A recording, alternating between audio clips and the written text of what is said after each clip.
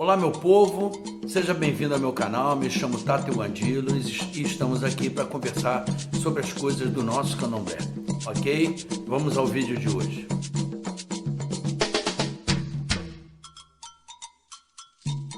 Bom gente, com esse vídeo eu gostaria muito de falar de uma das coisas que é a maior identidade, uma das maiores identidades do candomblé banto, ou de origem angolana, né? Que são as diginas das pessoas iniciadas no candomblé. A escravidão, que durou cerca de 300 anos, ou 300 e poucos anos, foi um dos maiores crimes da humanidade. Um dos maiores crimes que um ser humano pôde cometer contra outro ser humano. A escravidão, que durou mais de 300 anos para o Brasil, para as Américas, foi uma das coisas mais tristes. Eu acho que ela, junto com o Holocausto, foram os maiores crimes contra a identidade. Por que eu estou falando isso? Porque, além de se capturar e escravizar um africano, ele era roubado dele a sua identidade, a sua religião, a sua família e tudo mais que ele tinha na terra natal dele. Uma das primeiras coisas que eram feitas com os escravizados, os africanos escravizados, quando chegava ao Brasil ou às Américas, era ser batizado, ganhar um nome português, um nome da terra ao qual ele estava sendo vítima da escravidão. Se você vê na história do candomblé ou na história da escravatura no Brasil, você vai ver que tem muita gente chamada Manuel, e os donos, os senhores dos engenhos, davam àquele escravo o seu nome de família. Era, vamos dizer, Barros Reis, Manuel Barros Reis. A maioria dos fundadores das casas de terreiro de candomblé é Manuel. Se você pesquisar, do Tumba-de-Sara era Manuel Ciríaco, no Bate-Folha era Manuel Bernardino, no Beru era Manuel Rufino. Então o que acontece? Era roubado do preto, do escravizado, do africano, a sua identidade. Uma das maiores identidades que nós temos é nosso nome. É por quem nós somos chamados, né? É que nós somos identificados pelo nosso nome. Isso era roubado do africano. Ele era batizado aqui, né, pela Igreja Católica, e ganhava um nome coloquial, vamos dizer assim. O candomblé, ele é muito mais do que uma religião. Ele serviu para o africano como um resgate total da sua identidade. A sua identidade religiosa, a sua identidade de louvar seus ancestrais, seus antepassados. Ele permitiu, ele resgatou essa condição do escravizado, de se ver novamente como uma pessoa, que ele era uma mercadoria, sempre foram tratados como mercadoria. E uma das principais coisas que acontecem no candomblé de Angola, principalmente, é quando a pessoa é iniciada no culto, na religião, ela ganha um nome que vem de encontro com a sua ancestralidade, né? É a sua digina. O meu nome de batismo é Ricardo, né? A minha digina, Euandilo. Religiosamente, espiritualmente, no candomblé, eu sou tratado como Euandilo. Tata já é pai, já é o meu posto, me identificando como um cambondo, como um ogã. Mas a minha digina é a minha identidade religiosa.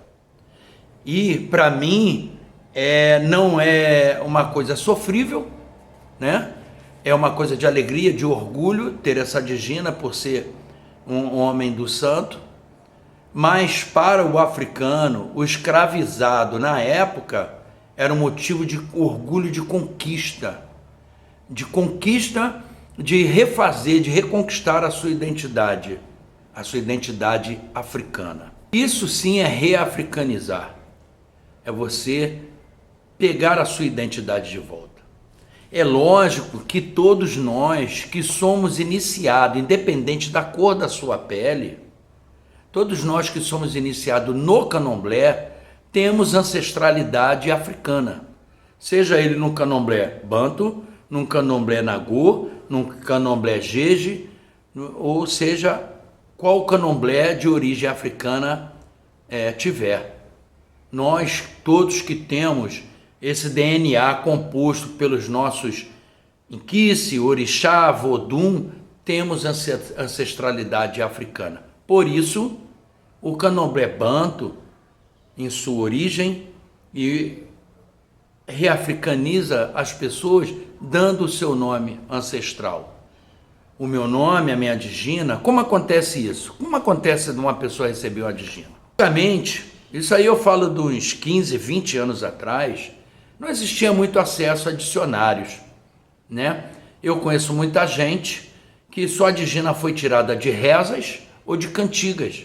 Era muito natural você pertencer a um inquice, a um santo, e de uma cantiga dessa, alguma coisa que se caracterizava contigo e com o seu santo, fazia essa ligação, era retirado essa digina e nela, essa digina era posta na pessoa como uma identificação religiosa. Hoje, em dia, de 15 anos para cá, não tem muitos anos, 15, 20 anos, acredito, também não sou dono da verdade de cravar uma data específica, existem muitos dicionários, muita coisa. Então você vê muita digina até um pouco moderna, um pouco mais rebuscada, assim, as pessoas querem, como assim, se livrar de uma identidade que não seja dela. Se livrar, tipo, antigamente também se fazia a digina muito com Odesse fulano de tal, né? Eu tinha uma irmã que chamava Odesse Indela, já faleceu. E o povo acrescentava na digina Omin, né? Eu conheço alguns que o final é Min, mas depois tiraram essa consoante do final e ficou I. Entendeu? Então, em vez de ser Omi, Omin, a pessoa fala Omi, para tirar essa conotação da água em Urubá, que Omin é água em Urubá, né? Então, hoje, com o advento da divulgação dos dicionários, né, as pessoas têm acesso e colocam muito as diginas nos seus neófitos, nos seus iniciados, dentro de uma base aí da gramática banto. Quimbundo, Kikongo, Umbundo, seja lá o que for. Mas como é que é tirada uma digina do modo antigo? Simples. A digina ela depende do santo que a pessoa é iniciada, das suas características, do seu caráter e da sua conduta. Daí o seu iniciador tem a condição de tirar a digina daquela pessoa. Vou dar um exemplo da minha digina, vou falar de mim. A minha digina é em Kikongo, quer dizer eu-andilo. Eu-andilo quer dizer martelo. Por que um cara de Zaze vai ter uma digina de martelo? É simples. Porque o meu Zaze é o da sentença. É o cara que... isso a gente fala figurativamente.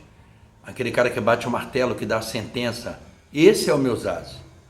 Por isso minha digina veio, eu ganhei essa digina por causa da característica do meu santo, junto à minha, entendeu? É assim que acontece quando a gente tira uma digina. Existem muitas maneiras de tirar a digina, né? Isso aí é uma coisa pessoal e tribal. Cada casa tem a sua propriedade de fazer suas coisas. Eu apenas estou citando alguns exemplos para as pessoas terem noção de como é feito mais ou menos as coisas, raciocinar sobre isso.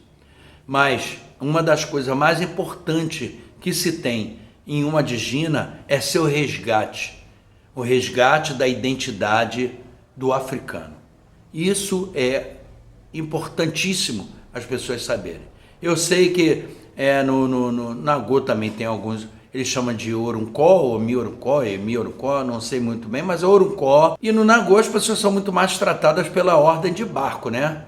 É o Dofono, de Oxóssi, Dofonitinho, de Oxóssi, Fomo, Fomutinho, Vimo, Vimutinho, e até todas as nomenclaturas aí do barco a que a pessoa pertence. É o mais comum, o mais natural. Mas lógico, as pessoas têm Orucó, mas é muito difícil você saber, as pessoas não falam.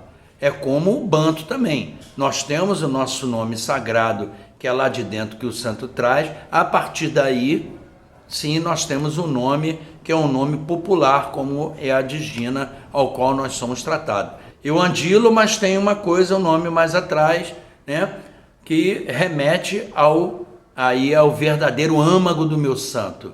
Aí diz quem eu sou, a qual família eu pertenço, qual é a minha ancestralidade direta, de acordo com o Orucó que a gente possui. E a Digina é um nome tribal. Vamos dizer que seria um nome mais simples ou um apelido que você é tratado. Lógico que não é isso, é um nome importantíssimo. Por isso, é muito importante as pessoas terem consciência do que vão fazer, quando vão dar uma Digina, né? Porque isso é para a vida. É lógico que não existe problema nenhum de se trocar de Digina, de se mudar alguma coisa que não esteja dentro dos parâmetros daquela família. Como existem várias famílias que fazem isso, que não é trocar, ou arrumar a Digina, né, e dar um nome de acordo com aquilo que você pertence, aquela família que você está e frequenta. É assim que funcionam as coisas. Não tem problema nenhum de você resgatar o seu nome Banto, mais Banto, do que você ter um nome iorubano. Não que esteja errado, pelo amor de Deus.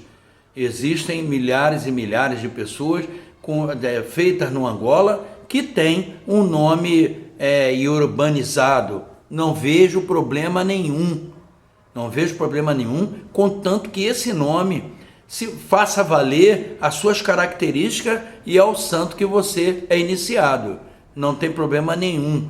Eu sou um cara que sou bem relaxado quanto a essas coisas. Eu não me preocupo com isso. As minhas preocupações dentro da religião é a falta da manutenção da tradição, é a falta da identidade, das pessoas quererem fazer da sua casa verdadeiros axés próprios, sem se importar com o que sua casa matriz faz. O candomblé é uma religião tradicional e de continuidade. Quem não dá continuidade ao que o seu mais velho ensinou, você pode acrescentar alguma coisa que seja pertinente. Agora, mudar, deixar de lado, ou não fazer aquilo porque acha que aquilo, meu mais velho, só porque ele falava Flamengo, eu não vou falar Flamengo, eu vou falar Flamengo. Mas eu entendi que você, falando Flamengo, está falando Flamengo. Não tem problema nenhum. O problema é você entender.